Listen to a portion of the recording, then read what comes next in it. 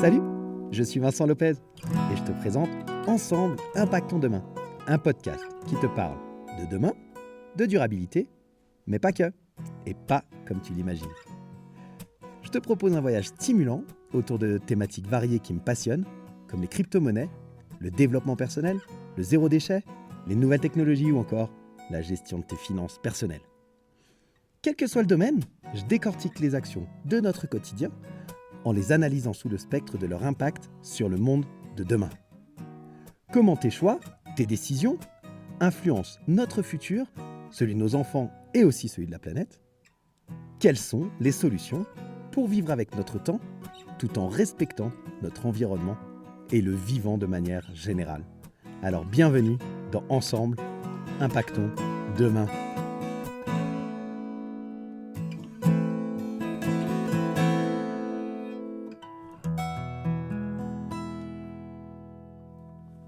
On vit dans une époque où on est des branleurs, quoi. 0% de nos problèmes viennent des faits, hein. Salut la communauté des curieux intelligents, j'espère que ça va bien.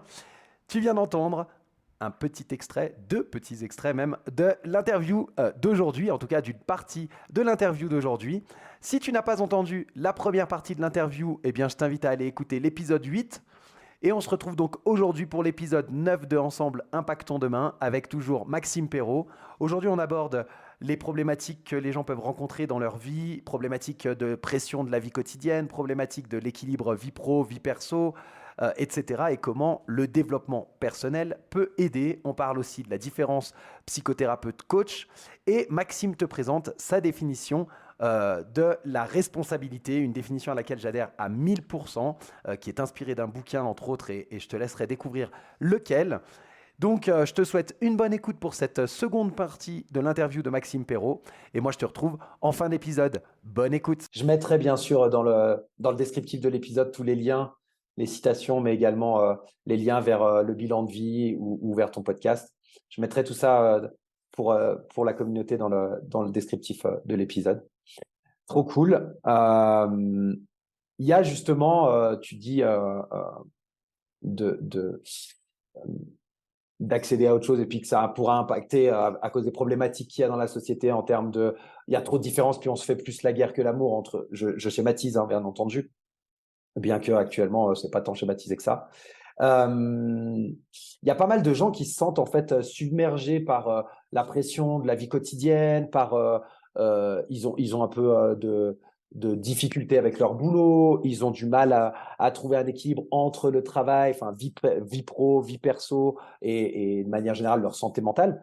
Comment le développement personnel il les aide là-dedans? Ma question elle porte sur… Certains détracteurs vont mettre en avant le fait qu'il y a déjà des psys et il n'y a pas besoin de coach. Comment tu arrives à définir la différence qu'il y a entre les deux, qui est importante, je crois? Ouais, mais c'est 2 trucs qui sont, différents, en fait, et complémentaires, hein. Il y en a pas un Mhm. qui est mieux que l'autre, pas du tout. Je pense que le coaching, c'est une thérapie brève qui va très vite, où on est orienté sur l'action. On va voir la racine rapidement et c'est quoi l'origine d'un trauma, d'une blessure, d'un challenge, peu importe, mais on passe pas beaucoup de temps dessus. Ou à l'inverse, hem, les psys, par exemple, ils vont vraiment aller creuser l'origine jusqu'à se rendre compte, voilà, jusqu'à faire lever le trauma. C'est une thérapie qui est souvent plus longue et en fait, je sais pas dire, lesquels sont les mieux. Je dirais que le coaching, c'est orienté sur l'action, c'est-à-dire: «OK, il y a cette situation qui est challengeante, mais qu'est-ce que tu veux maintenant? Et qu'est-ce qu'on fait pour le changer?» qui est plus, hem, on va aller traiter le sujet, mais on va aller en profondeur, mais il y a pas tout ce processus de longueur avec un psy qui est important et on est plus orienté sur l'action. Les 2 sont complémentaires, il y en a pas un qui est mieux que l'autre. Je sais Mhm, pas si mhm. ça répond à ta question.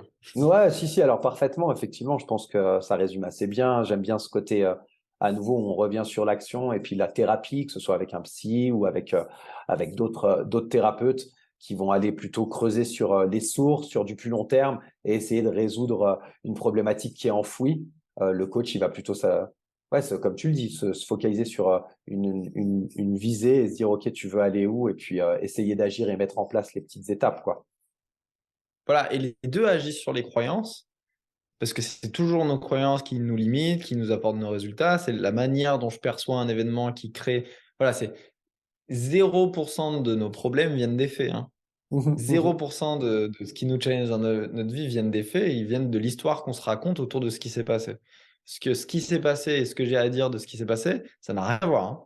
Tu tu fais un événement, il se passe un truc et il y a 20 personnes devant, les 20 personnes, ils ont des discours différents sur, ce qui s'est joué. Et donc les 2 agissent sur les croyances, et je pense que le coach, il va beaucoup plus rapidement sur comment est-ce que tu aimerais le voir, ce truc? Et arriver à faire le lien entre, ce qui s'est passé et comment tu aimerais le voir. Voilà, je pense que c'est, la nuance. Ouais, ouais, ouais. Ouais, j'aime beaucoup et tu parles très souvent. Alors, c'est inspiré, je me souviens plus comment il s'appelle, celui qui a écrit. Si, Viktor Frankl. Tu parles souvent de ça. On a beaucoup parlé dans tes podcasts sur la, la, la responsabilité. Moi, je fais Yes. souvent le lien. Je te laisserai expliquer ta définition de ça parce que j'aime bien comme tu l'expliques. Je trouve ça assez parlant pour les gens.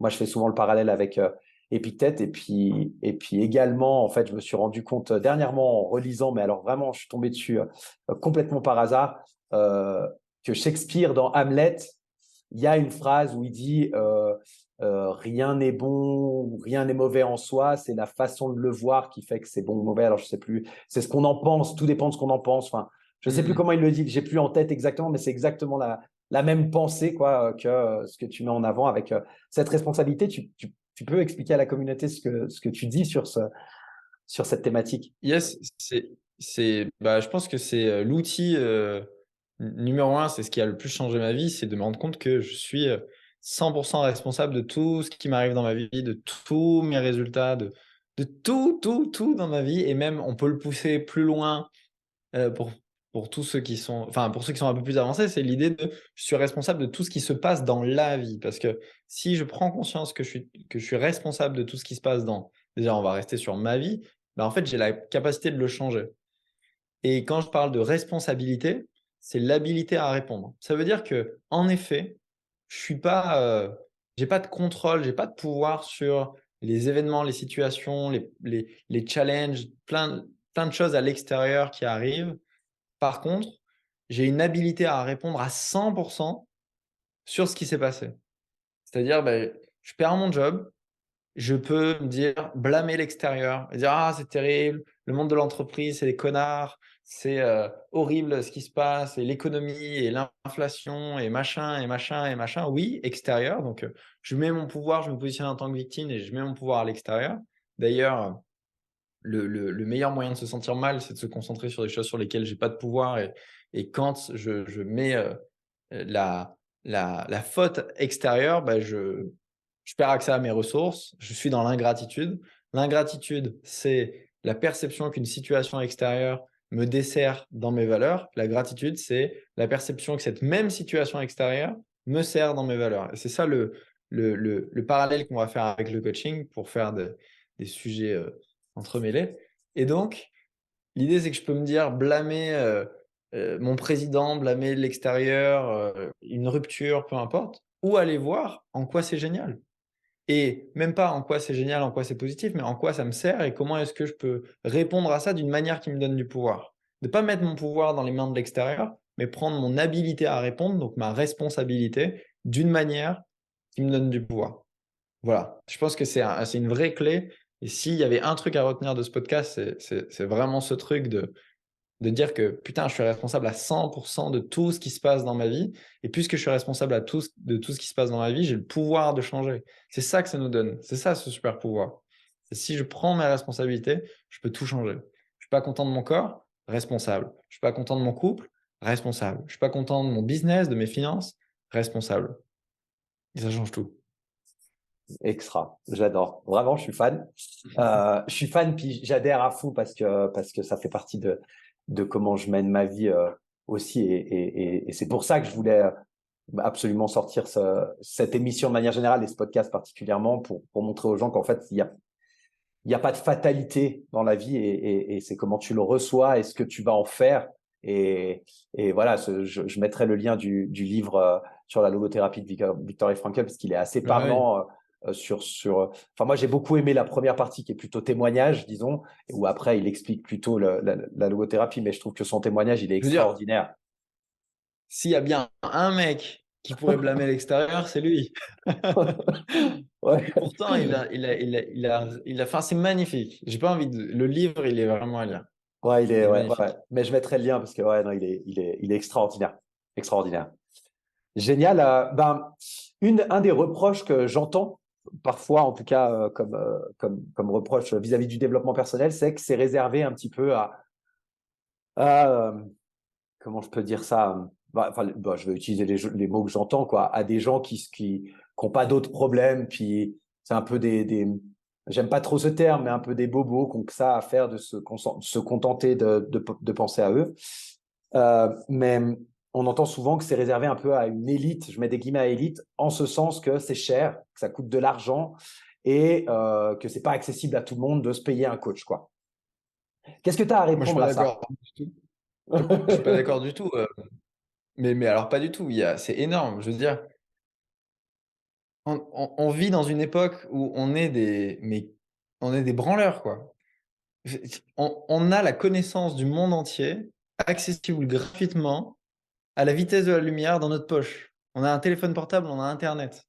On a l'intelligence artificielle aujourd'hui, ça, c'est une dinguerie. Je pourrais en parler des heures, mais on est connecté à 6 milliards d'êtres humains gratuitement dans la terre entière. T'ouvres Google, tu peux rejoindre une communauté avec des milliers de personnes qui ont les mêmes aspirations, la même passion que toi, qui ont vécu les mêmes challenges. T'ouvres Amazon, tu peux acheter des livres à 10 balles à des gens qui ont dédié leur vie. Ils ont mis la quintessence de tout ce qu'ils ont appris dans leur vie dans une biographie et ils le vendent 10 euros, quoi.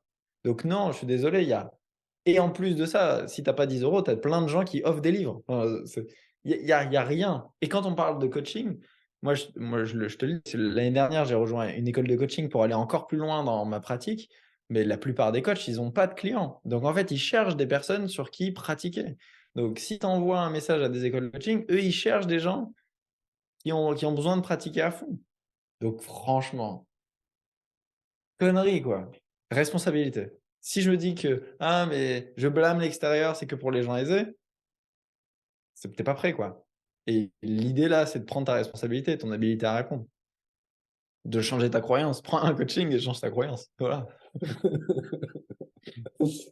Non, alors c'était une question un peu provoque, hein. Bien sûr que je suis pas du tout d'accord avec ça et que je pense qu'au contraire, et je le vois d'ailleurs dans les gens que je peux fréquenter, dans les groupes de coaching que je fréquente, etc., etc. Il y a vraiment tout niveau social qui s'y mettent, des gens qui n'ont pas du tout d'argent et qui investissent parce qu'ils ont compris que investir en eux, c'était le meilleur investissement qu'ils puissent faire. Donc, ils arrivent à le faire. Il y a, comme tu l'as dit, toutes les sources gratuites. Enfin, je suis entièrement d'accord. L'idée, c'est plus de faire ouvrir les yeux aux gens en se disant, en fait, c'est accessible à tout le monde. Et puis, en fonction de ton niveau de possibilité d'investissement, que ce soit en termes d'argent ou en termes de temps, tu vas aller choisir la méthode qui te correspond le plus. Et peut-être que tu mettras un petit peu plus longtemps à atteindre certaines choses si tu as moins les moyens financiers. Et c'est pas sûr. Mais en tout cas, tu Et peux même si tu bouger et pas faire de des choses, moyens quoi.